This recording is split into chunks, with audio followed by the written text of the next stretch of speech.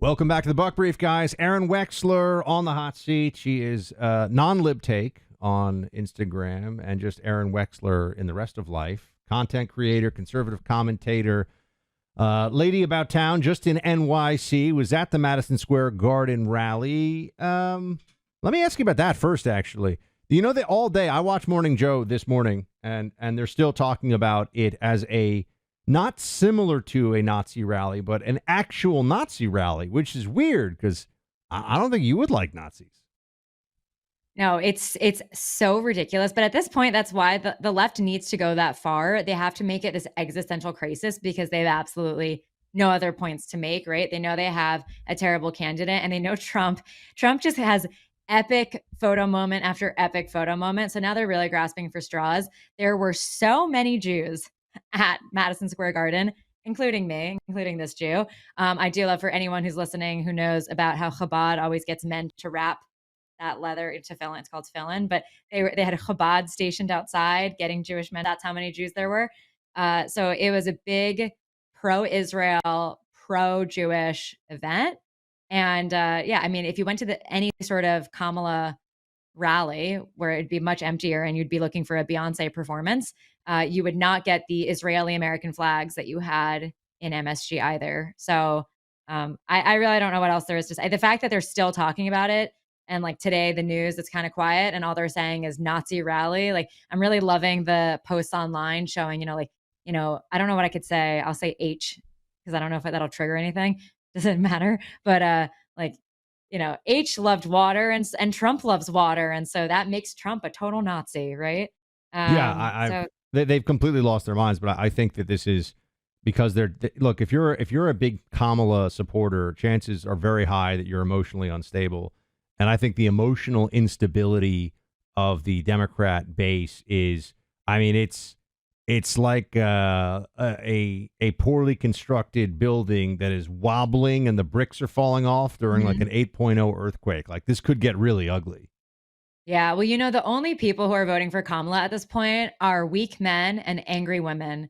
I can't think of a person that would possibly be voting for her at this point. So, I mean, these are the same people who say a man can become a woman. So, of course, reality for them is so distorted. Everything for them is so extreme that they're going to say that Trump is not like the Nazis, and his supporters aren't like Nazis. They are Nazis. Couldn't be further from the truth. There was someone, I was with our friend Dave Rubin. We were sitting together at one point, and we could see a woman in a full-on burqa. Now, I actually don't approve of that, and I would love to see her out of that burqa. But the fact that she was there, you had black, white, Asian, Hispanic, male, female, old, young, you had all types of people there. You would not actually see that kind of diversity at a Kamala rally. So that's why they're going up. Did you see the Chinese American Trump supporter talking about Kamala outside the rally? Amazing. In her very, very thick Chinese accent, saying Trump good for economy. The Chinese first generation, we love Trump from our bottom of the heart because we know Trump is the only one can save America. Kamala is so stupid. She is so low. IQ equal no Q, no qualification to be the president. You shall stay away from that position. You already lost the position. You lost our trust. You lost our vote. You just need to go home, to stay home. You cannot do anything to save America. You are so stupid. You don't know anything. You cannot even answer any question from the camera, from all the media. How you can be on the stage to fight for America, to protect American people, to protect all the world. You are not qualified. You just need to go home. Let Trump to save America, to save the world, to put America first. If America to be strong, to be saved, and then America can save the whole world. Trump, we love you. We love you forever. Never ever surrender. Fight, fight, fight. Fight for Trump. Fight, fight. She loves Trump. She was really laying it out there. I got to say, 100%. You love to see it. You love to see it. I was wearing my MAGA hat around New York City, and I'm telling you, and listen, I don't think anecdotally this is the strongest point because I think people in New York are trained to ignore the naked homeless guy who's running around cursing. And so I don't think I was gonna get hate comments in the way that I would have in 2020. I just think we've moved past that. But that's also interesting because in 2020 I couldn't wear a red MAGA hat in New York City. You know that, you were in New York. I probably would have gotten punched in the face, and I decided I didn't want to pay for dental surgery, so I didn't wear it in 2020. But this time I was wearing it, and I only received positive comments from people, all kinds of people at the gym. People were coming up to me on the subway, all colors. I would say both genders, not all genders, both genders. People are amped on Trump and they know it. Yeah, I think so. A sponsor here is Chaikin Analytics. Look, there's a Wall Street legend with a warning that November 8th will be opening the biggest rapid-fire money-making opportunity in his 50-year career in the markets. He thinks there's a disconnect in the stock market that's opened a way to spot potential buying sprees on 5,000 different stocks before they occur. And he says it could double your portfolio. Look, he recommended an AI stock 10 years ago, which would have made you 32,000% if you'd bought and held. He famously invented an indicator back in the 80s that helped direct billions of dollars on Wall Street every day. Now he's sharing a completely new way of handling your money. Go to stocks2025.com for details on how his new discovery could double your portfolio over the next year. He's agreed to share it with you, but you have to go to stocks2025.com. You must get positioned by November 8th, he says. Go to stocks2025.com. So these soy beta males at the Washington Post and a few other publications are very upset about the non-endorsement of Kamala Harris that has come down. Do you agree with the assessment? Clay and I talk about this a fair amount on the radio show, that as Bezos's muscles, testosterone, and masculinity increase, so does his Republican lean. I'm not saying he's Republican, but so he moves right on the political spectrum. I was thinking the same thing. Although I want it to be true. He's been kind of toned for, like, I think he was toned in 2020, if we're all being just intellectually honest about this. But I do think, listen, Bezos, Zuck, listen, I know we all, like, I'm never going to forget or forgive Zuckerberg for what he's done, but they know that it's coming. I think it's a combination of them being more fit, especially for someone like Mark Zuckerberg, who's obviously with these MMA guys, like he's really into UFC, mixed martial arts. I don't think you could be surrounded by those guys and not have this sort of Chad transformation, right? Where we could see, like, Bezos is a lot more private about his life, but we know Zuck has a private farm with his own cows. He's posted photos where you could see like camo onesies for snowboarding. I'm sorry, but like that's like, I think these are little Easter eggs of where he's leaning.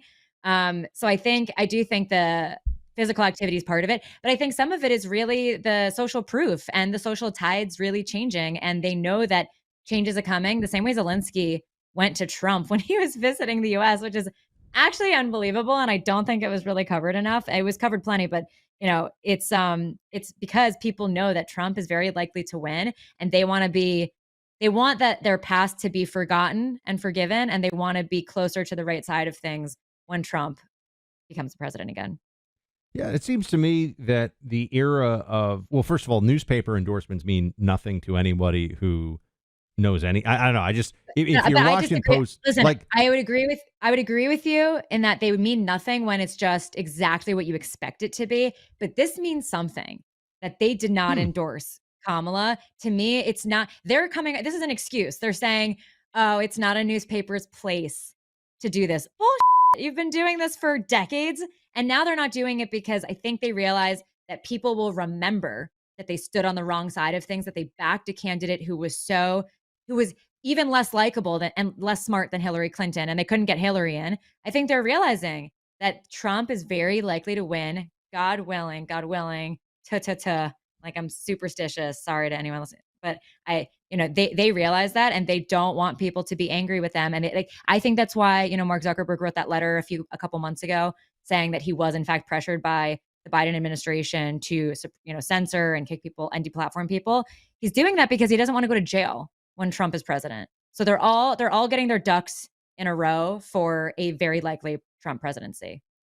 Yeah, I've been telling everybody, they're like, why are you so confident? Even when Kamala had that surge in numbers, that was, the sugar high, my friend Sean Hannity called it. But the notion that if Kamala Harris can beat Donald Trump, what it means is that really any Democrat could beat Donald Trump.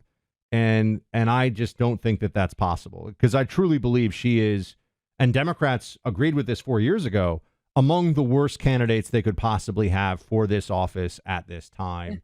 And I think that with more public attention on her, that sense has only increased. I know Democrats are going to pretend like the emperor's got clothes. They don't care. They'll go with whatever.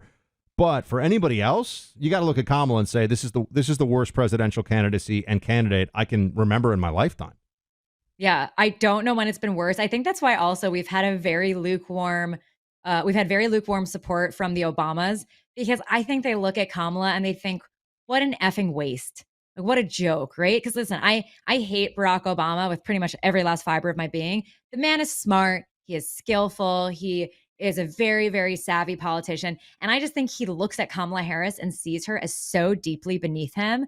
And that's why it took them over a day to come out to endorse her. Also, we all know he was probably the one who orchestrated that debate to expose Biden. You and I were actually watching that together with your wife, Carrie, when that happened. And I think he was hoping that they would actually have a primary and he would be able to put in the candidate that he wanted. And then something happened behind the scenes where it wound up being Kamala. But I think this time around also, 2020 was very different. Trump was really painted as a true boogeyman, and that really motivated people to vote. And this time people just don't feel the same way. And I think that a lot of people also, like Biden, they were able to convince themselves that he was this moderate candidate, even though anyone with half a brain understood that he was not moderate and that it wasn't a stutter and that he was really just not mentally there. Yeah. But I actually think the worst part of Biden, by the way, was not the hiding of the dementia, although that's pretty bad. I think it's that the entire premise of his 2020 campaign was a lie, and they knew it was a lie, which is that he was going to unite and reach across the aisle. People were scared. People were masked up, and all this lunacy was going on. Mm-hmm. And he posed like Mr. Rogers when really he was like a character from Silence of the Lambs or something. Like, he was a bad dude. 100%. And that's why I think this time, I forget about the masks. It was a while ago, and we've been in Florida for a while, but I think people didn't have as much going on. There was so much anger. We were coming off all of the BLM riots and cities burning, and people were still working from home for the most part. And there was just a really different momentum for the left. And now, like, people know Kamala's an idiot. They know there's so much more social proof that people are pro-Trump that I think, and I wish someone like Joe Rogan would actually come out and just say it. Same thing with Mark Zuckerberg, who I think is very obviously voting for Trump. I wish those people would come out. But in general, it's just become much more mainstream and acceptable to be voting for Trump. And there's no excitement behind Kamala. So, but we will find out in a week. Indeed. Come back here and dive into the last days here and what you think the two campaigns are going to do and what the smartest things are that they can do. We'll get to that here in just a second.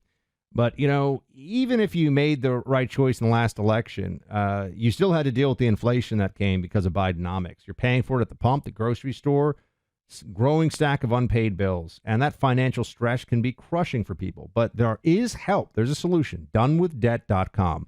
Unlike others, Done With Debt created new, aggressive strategies designed to get you out of debt permanently without bankruptcy or loans. Done With Debt stands between you and bill collectors. They negotiate with your creditors to write off balances, cut interest, and stop penalties. They have a plan to put more money in your pocket month one, and Done With Debt is accepting new clients right now, but you need to hurry because some of their debt strategies are time sensitive and you don't want to miss out. Let Done With Debt help you make your money yours again. Visit donewithdebt.com or call 888-322-1054 right now. Chat with one of their debt relief strategists for free. That's donewithdebt.com, donewithdebt.com. So Kamala's not doing Joe Rogan, at least as we're talking here. Mm-hmm. It was offered. The Rogan team has made this publicly known that they asked. She couldn't fit it into the schedule, which is remarkable. She could fit a podcaster that I truly have never heard of in my life on the schedule. And now JD Vance is stepping in. He's like, I'll go too.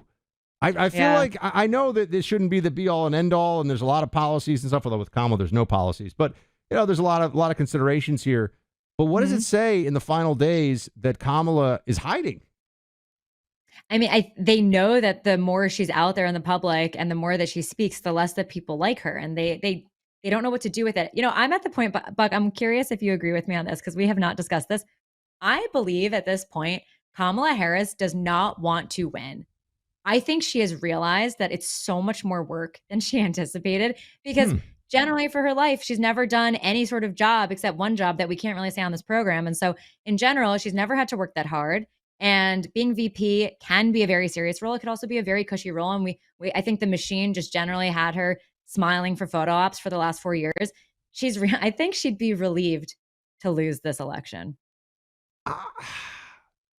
I mean, You think she loves the power. You think she wants the power and she wants to be president. I think that she disagree. knows. I don't disagree with that, but I think she knows she's in over her head at this point. She can't even comprehend. But the thing is, she's always been over her head. I think that there hasn't been enough attention paid to, even when she was in the district attorney's office in San Francisco, for example. She was basically never like the lead prosecuting attorney on any important case. So she was always there. She was always kind of a window dressing lawyer, kind of there for the optics, and then elevated through the political system. Once again, it's the system that makes the decisions for someone like Kamala, whether she's state AG or then a Democrat senator. I mean, what do you do when you're a Democrat senator from California? Whatever the hell Chuck Schumer tells you to do. That's what you do, right? I mean, there's no people like, you're not writing legislation. So I think she's very comfortable in that figurehead role. What I do think, I think she's basically been in that role her whole adult life. What I do think, though, is she's never been. There will be a part of her that would be relieved if she lost because she's never been subjected to true scrutiny, criticism, and honestly mockery like this. And for somebody whose ego is not used to that, I do think that's very challenging for her. Yeah. And I think also at this point, what we're not seeing as much of publicly, but we know must be happening privately, is there's a real break in the Democratic Party right now, right? And I think she doesn't have the support that they were actually giving Biden for a very long time, which is like, you talk about that window dressing. I think she definitely got that as VP, but now there are a lot of people who are not really fully supportive of her. Look, like we saw Barack Obama's clip from a couple of weeks ago where he was at an HBCU and he said, you should vote for Kamala because she gets you. And like, that's all that guy can muster. He's one of the most masterful orators we've ever seen in politics. And that's all he could say. He has true charisma and he's not using it for her.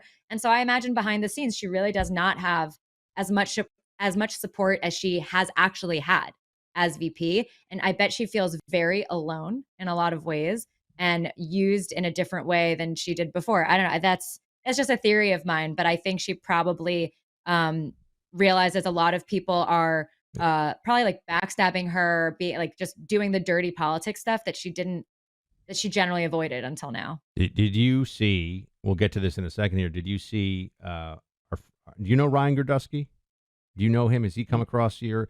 So are you talking about that clip with Mediasan? The beeper? Okay, we're talking about the beeper joke here in a second. But first up, I didn't actually mean for this to coincide with each other, but our sponsor is IFCJ, and next week Americans will vote in one of the most consequential elections in our history. No matter what happens, we know that the support of the Americans like you means so much to the people of Israel, especially now. This past year, not only have we seen the war rage on in the Holy Land, we've seen an alarming rise in anti-Semitism. That's why I'm a proud partner of the International Fellowship of Christians and Jews. They've been building bridges between Christians and Jews for over 40 years. And in that time, they've been on the ground helping the vulnerable and providing security for Jews in both Israel and Ukraine. Your support during this time is critical. Stand with Israel and the Jewish people. Go to supportifcj.org to learn more and make a gift now. That's supportifcj.org or call 888-488-IFCJ. That's 888-488-IFCJ. Okay, now let's talk about the anti-Semitism of Mediasan and how Ryan Gerdusky handled it. Ryan made a joke. He said to Medi that he's glad his beeper didn't go off. I just want to point out that then Medi gets all, oh, you're saying that I should die? You're wishing violence on me? You don't want to be called Nazis? Stop doing it. You're called an anti-Semite more than anyone else's table. Yeah. And people will sit there and, no, by me. I never called you an anti-Semite. Okay. I mean, I'm not sitting here saying I'm a supporter of the Palestinians. I'm used to it. Yeah, I hope your beeper doesn't go off. Ryan said he's glad that his beeper didn't go off. I don't know. Yeah, good. He seems like a concerned friend. You know what? If you can't take it, then don't dish it. And Mediasan is one of the most vile people on the internet. The man is a hateful Islamist who has video clips of him talking about non-Muslims as animals, saying very horrible things about gay people. I mean, not everything about him. It's like, it's crazy to me how the left protects these Islamists, and I say that separate from Muslims, but they protect these Islamists who are terrorist sympathizers at best. At best, Yeah. that's what Mediasan is. Okay. And so I think if I had been at that table, I would have gone further. Because you know what I didn't like about that clip actually is that Ryan kind of backtracks and he's like, no, I know. didn't say that. Did you see that? The full clip- Everyone's been giving him full clip- no one had a problem with what he said, but Clay said this to him on air. Matt Walsh tweeted about this. They're like, dude, you can't make the joke, but then don't Can't apologize. You never bend the knee. And if I had been at that table and said, I'm so glad your beeper didn't go off, and he had said, what'd you say? I said, you heard me. That's what I would have said. I'm glad your beeper didn't go off, you terrorist sympathizer, because you could have had one. Like I would have stuck with it. Yeah. And so he looked pretty soft. I know Arynne pretty well, and going, I didn't do say that. I didn't say that. He said it. He did say it. Yeah, So. lean into it. When you take a shot back at the other side, especially they deserve it, lean into it. Arynne, where should everybody go to check out your latest creative content and commentary? Well, thank you, Buck, for always plugging me. And every time we do this, I want everyone to know that Buck told me to change my handles, and I did not. And so they're different. But the main one is on Instagram. You could find me at nonlibtake, otherwise Arynne Wexler on Twitter. There you go. Fantastic. Arynne, thanks so much. Thanks, Buck. Good to see you.